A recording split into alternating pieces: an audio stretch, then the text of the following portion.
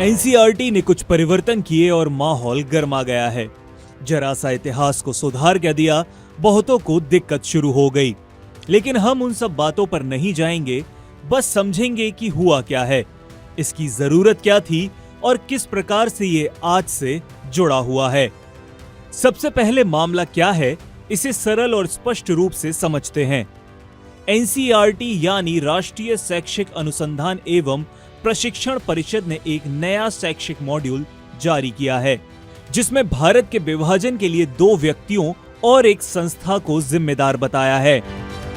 मोहम्मद अली जिन्ना, जिन्होंने पाकिस्तान की मांग की, कांग्रेस पार्टी, जिसने विभाजन को स्वीकार किया, लॉर्ड माउंटबेटन, जिन्होंने विभाजन की योजना लागू की। ये बात कक्षा 6 से 12 के लिए बनाए गए विशेष मॉड्यूल में कही गई है, जिसे विभाजन विभीषिका स्मृति दिवस 14 अगस्त के लिए तैयार किया गया है।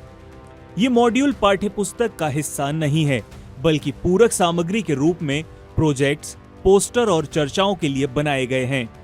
ये मुद्दा केवल इतिहास बताने का नहीं है, बल्कि ये आज की पीढ़ियों को समझाने का प्रयास है कि भारत का विभाजन केवल एक संयोग नहीं था, बल्कि कुछ स्पष्ट निर्णयों और वैचारिक टकरावों का परिणाम था, जिनके असर आज तक महसूस किए जाते हैं। आइए आगे समझते हैं कि एनसीईआरटी का ये मॉड्यूल क्यों आवश्यक है। इतिहास से सीखना जरूरी है। विभाजन एक मानवीय त्रासदी थी, जिसमें लाखों लोग मारे गए और करोड़ों बेघर हुए। इसका उद्देश्य सिर्फ बीते हुए कल की घटनाओं को याद करना नहीं, बल्कि भविष्य की पीढ़ियों को जागरूक करना है कि गलत फैसले और वैचारिक कट्टरता किस हद तक नुकसान पहुंचा सकती है। जिन्ना, कांग्रेस और माउंटबेटन को जिम्मेदार क्यों ठहराया? तो सबसे पहले जिन्ना, जिसने विभाजन की मांग की। जिन्ना ने ही 2 राष्ट्र सिद्धांत को बढ़ावा दिया, जिसमें कहा गया कि हिंदू और मुस्लिम 2 अलग अलग राष्ट्र होने चाहिए, क्योंकि ये साथ नहीं रह सकते। ये एक धार्मिक पहचान पर आधारित राजनीतिक विचारधारा थी, जिसने देश को 2 भागों में बांटने की नींव रखी। दूसरा, कांग्रेस, जिसने विभाजन को स्वीकार किया। कांग्रेस नेतृत्व ने अंततः इस मांग को स्वीकार कर लिया। जवाहरलाल नेहरू और सरदार पटेल ने गृह युद्ध और अराजकता के डर से विभाजन का समर्थन किया। ये दिखाता है कि कभी-कभी शांति बनाए रखने के लिए भी भारी कीमत चुकानी पड़ती है, लेकिन ये फैसले लंबे समय तक देश को प्रभावित करते हैं। तीसरा, लॉर्ड माउंटबेटन, जिसने इस योजना को लागू किया।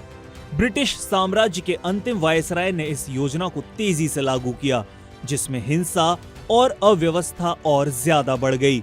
ये निर्णय जल्दबाजी और अपर्याप्त तैयारी का उदाहरण माना जाता है, जिसके कारण लोगों को भारी कीमत चुकानी पड़ी थी। अब बात आती है कि मॉड्यूल की ये बातें आज भी क्यों जरूरी हैं।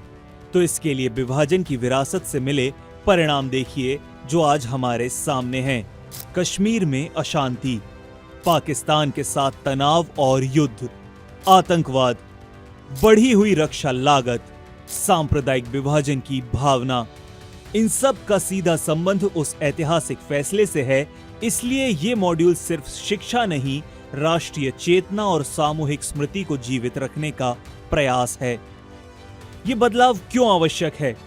ये मॉड्यूल सिर्फ एक ऐतिहासिक लेख नहीं, बल्कि एक चेतावनी है। धार्मिक असहिष्णुता, राजनीतिक जल्दबाजी और वैचारिक कट्टरता के खतरों की। इसलिए ये जरूरी है कि छात्र केवल घटनाएं नहीं, कारण और परिणाम भी समझें। एक जिम्मेदार नागरिक के रूप में वे इतिहास से सीखें, देश की एकता, अखंडता और सामाजिक सौहार्द को भविष्य में प्राथमिकता दें।